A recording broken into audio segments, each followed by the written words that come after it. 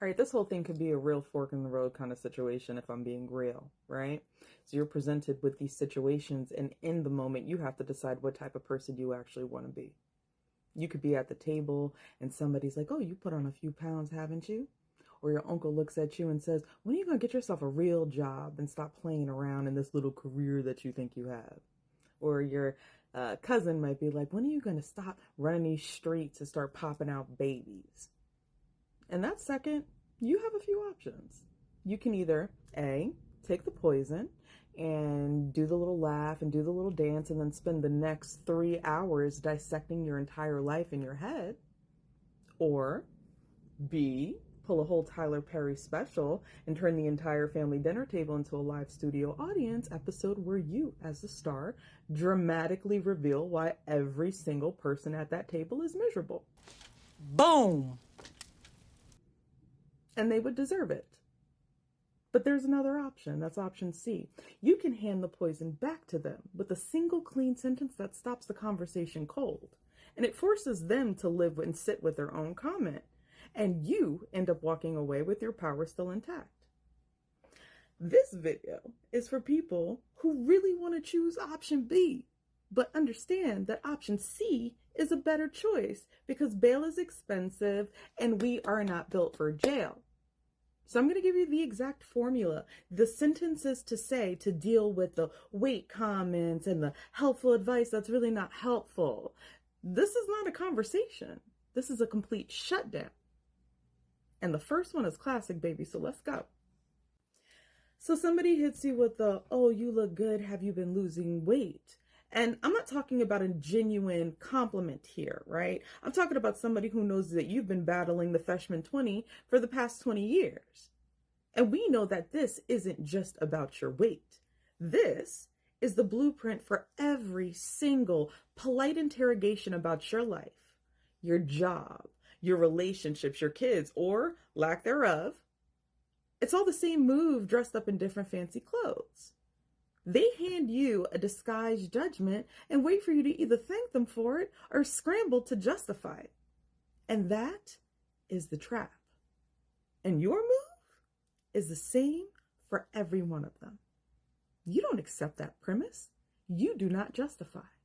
You hand them the question right back. And the phrase is so simple. It's so calm. You look at them and curious and with a slight smile and say, thanks. What makes you ask? Or the even cleaner version, oh, well, what brings that up? That's it. That is the whole move. Now, let's just take a second and break down why that is such a chef's kiss of a comment. It rejects the hidden contract that they're trying to have you sign.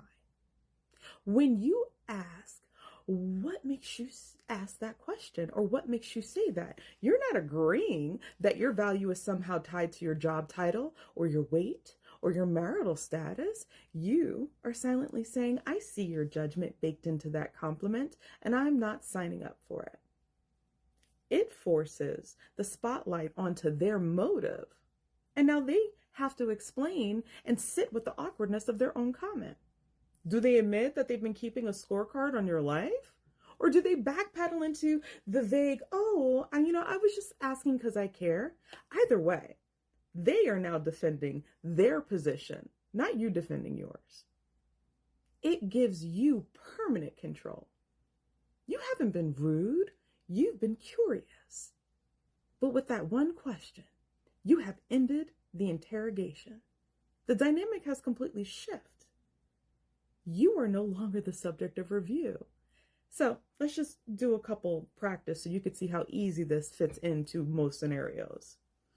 Oh, honey, you are so ambitious at work, but aren't you worried, about settling down and having kids?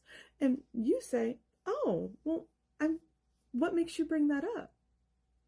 If they say, it must be so nice that you have all this free time without kids, thanks. Well, what makes you say that though? Oh, you're always traveling. It must be nice not to have any real responsibilities. Well, I enjoy my life, but what makes you ask that? The context changes, but your line really doesn't. You are handing them back their own loaded question and letting them hold the weight of it. That's what option C is, and that is the shutdown. You want to know what one of the oldest tricks in the book is? Making your feelings feel like they're a crime. They say something foul as shit to you, and it lands like a gut punch as it's supposed to. The air leaves the room, and for 3 full seconds, your brain is thinking, it's scrolling through highlight reels of pure and unfiltered warfare. Do I pick up this plate of scalloped potatoes and make this motherfucker wear it like a mask? Do I finally ask Uncle Greg how his 3rd secretary and 5th wife this year is working out? Do I stand on a chair and announce every secret I know until the walls blush? You are one hot breath away from burning this entire house down with the truth. And that's when they cut you off.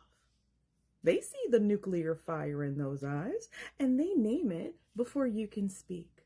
Oh God, you're being too dramatic. Stop it. Don't be dramatic. You see that? They just hijacked the entire moment. They're trying to make the conversation about your explosion instead of the match that lit it.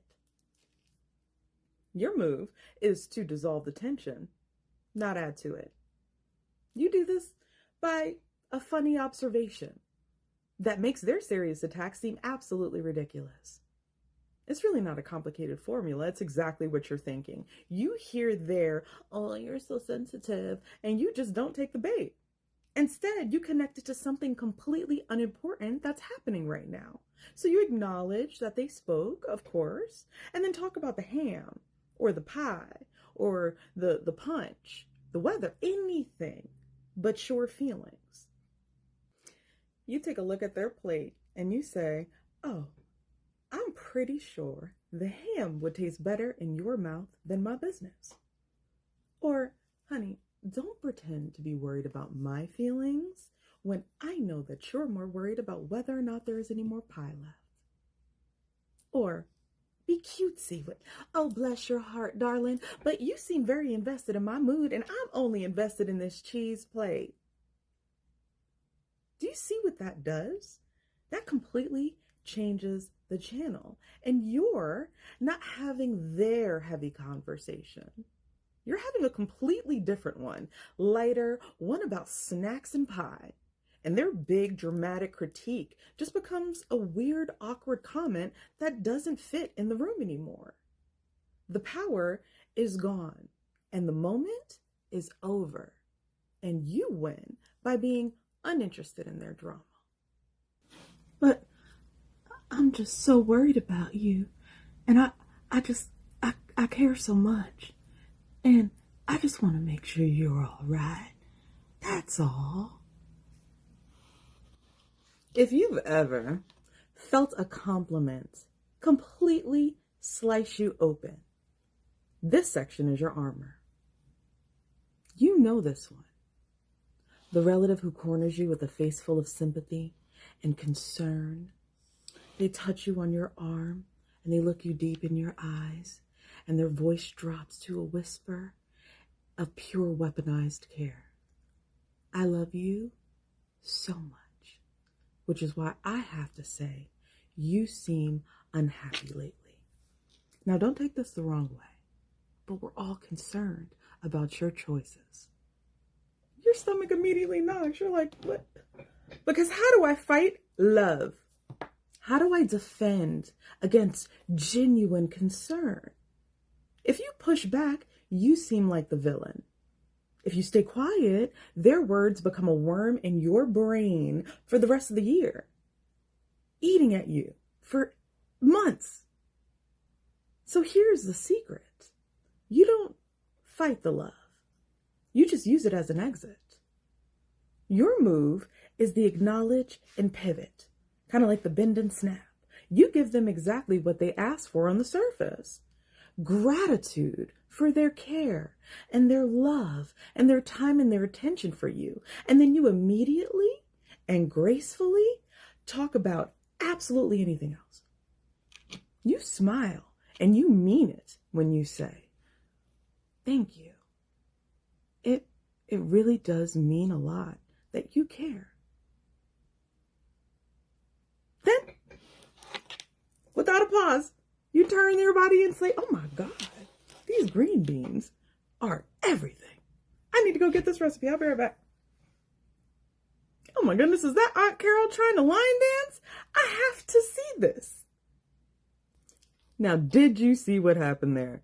Did you see it?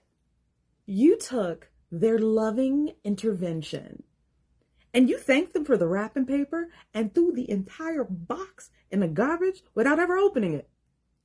You changed the channel. The conversation is now about green beans and Aunt Carol's 2 left feet. Their profound concern is now a weird, abandoned topic they look foolish for bringing back up. You didn't win an argument. You ended one by refusing to show up for it. That is the acknowledge and pivot. So this is going to be a tough one for most people to get on board with. Here is the only lesson you need to learn when it comes to a public attack. As difficult as it may be, you don't fight the person back. You end the scene. They want a dramatic showdown. Your power is refusing to provide one. And you do this by changing the moment. Stop making it a me versus you battle and start making a this drama versus everybody's peace. Your move is real simple. You reclaim the room. You speak to the discomfort that this whole thing created for everybody, not the accusation that was made about you. How about we give everybody their evening back? Or this isn't the place for that. Or come on, let's not ruin the party. You change the subject. You turn away. You have just reframed the big confrontation as a social faux pas. The embarrassment is no longer yours. It's theirs for being the one who tried to break the peace in the room. The lesson isn't the line. The lesson is the refrain. Your silence is the period at the end of the sentence. Congratulations. It seems you've survived dinner, but don't be naive and think that this is the end of the war. You can win every single argument at that table and still lose the war in your mind on that drive home. But this is how you end it. So the quiet hits, right? Their words start to echo in your head. Well, maybe they're right. What if I'm the problem? Stop. Let's get real here. Everybody is busy sweeping off everybody else's back porch. And nobody's dealing with their own secret mess, their own private crises, their own mountain of insecurities. The opinion they just handed you about your life, that's often just garbage they needed to take out of their own house. But here's the one fact that shuts down every single echo, every doubt. Not one single person walking in this earth has walked in your shoes. Not one. Therefore, not one single person's opinion about your journey is any of your business. It's just noise on the sidewalk. Your life is not a public committee. It's a private residence, baby. You do not have to answer the door for every opinion that knocks. You win the drive home by accepting the most liberating truth there is. You are the only required voter in your life. Everyone else is a passerby shouting from the curb. You do not have to internalize the weather report from a town you don't live in. Keep walking your shoes, your path. All right, that's it. My job is done. You have the lines to stop the attack in the moment. And you have the facts for the drive home. Say it with me now, everybody. Their opinion is none of your business. These lines are meant to help protect your peace. And if it did in any way, help this community keep growing. Hit the subscribe button. You'd be silly not to already be subscribed. And share. Share this with somebody who you think needs to hear this. And if you've got your own shutdown line, please tell me. Let's build the ultimate playbook. Drop it in the comments. So now that we've handled the outside noise, next time we're going to be tackling the inside game. We know what time it is. It's New Year. And with that comes New Year, New Me. But we're going to cut through the New Year, New Me hype and talk about how to actually set goals that you can stick to. And I'm talking real, attainable plans that don't set you up to feel like you failed by February. If you're ready to build something that really lasts, then I'll see you there. Until then, go get your peace, baby. That's your job. Go handle it.